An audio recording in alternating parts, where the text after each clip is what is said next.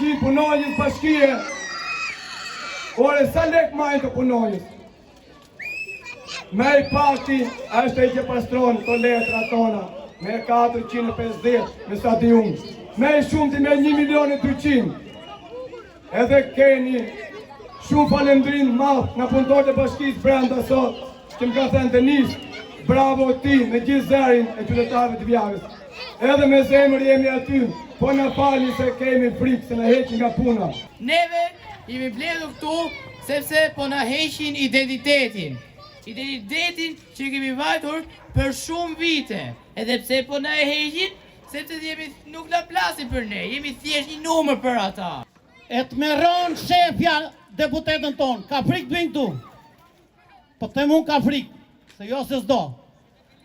Po, duhet vinë pa tjetër ose të shpallet 9 grada me Divjakën. 2 gjera janë.